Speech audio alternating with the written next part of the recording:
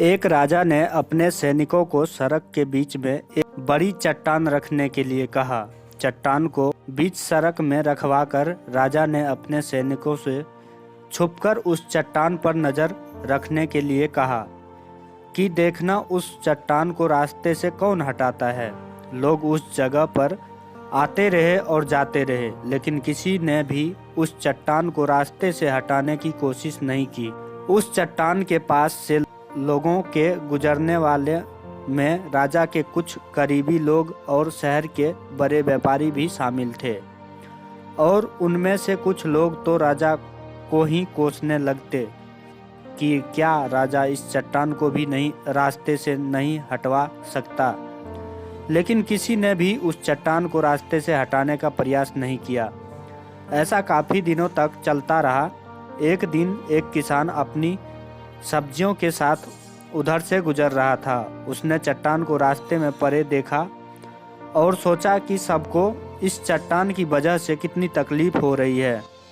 उसने अपनी मजबूत लाठी से उस चट्टान को एक तरफ धकेलने की कोशिश शुरू कर दी।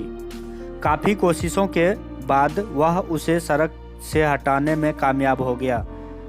चट्टान रास्ते से हटाने के बाद किसान अपनी सब्जियों को उठाकर जाने ही वाला था कि अचानक उसकी नज़र एक पोटली पर गई, जो ठीक उसी जगह पड़ी थी जहां से वह चट्टान हटाए थे।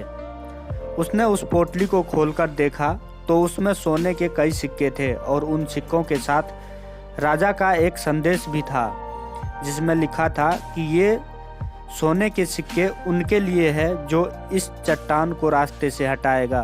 दोस्तों, बिल्कुल ठीक इसी तरह हम सबके लाइफ में भी कई परेशानियां आती हैं।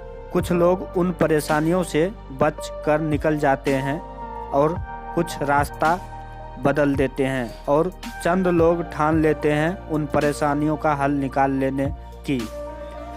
और ऐसे ही लोग मुश्किलों में संभावनाओं में छिपे अवसर खोज लेते हैं। मजबूत इरादों और नेक दिल के साथ किए गए कोशिशों के परिणाम हमेशा ही अच्छे होते हैं। इसलिए जीवन के परेशानियों से घबराओ मत, बल्कि उन परेशानियों को हल करने की कोशिश करते हुए जीवन के सफ़र में आगे बढ़ते रहें।